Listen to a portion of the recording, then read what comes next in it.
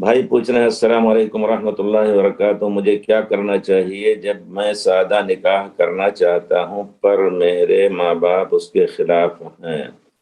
دیکھیے، خلاف ہیں کس چیز میں؟ سادہ نکاح کا معنی آپ کیا کرنا چاہتے ہیں، کیا کہنا چاہتے ہیں؟ کچھ لوگ ایسے بھی ہوتے ہیں، وہ کہتے ہیں ہم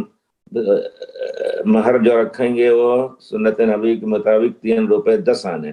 اس طرح کی چیزیں نہیں۔ سادہ نکاح کا معنی یہ ہے کہ آپ ہر چیز میں سنت کا خیال رکھیں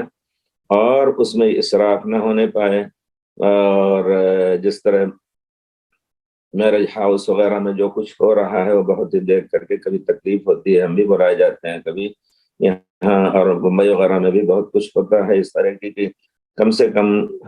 میرج ہاؤس کا 3-4 لاکھ دیتے ہیں، اور کچھ اور اس میں جو کچھ روشنی ضرورت سے زیادہ ہے، یہ سب نہ کرتے ہوئے ہاں جس قدر ہو سکے اپنے غریبوں کو بھی اور اپنے دوستوں اور اقارب اور سب کو بلا کر کے اگر کھلانے کی بات ہے تو انشاءاللہ وہ سادگی سے خارج نہیں ہے، اور دوسری چیزوں میں آپ خرچ نہ کریں انشاءاللہ، الٹا سیدھا کوشش کیجئے، پوچھ لیجئے وہاں کسی سے کیا مناسب رہے گا، لیکن کھلانے پلانے میں صرف یہ کہ مباحات نہ ہو،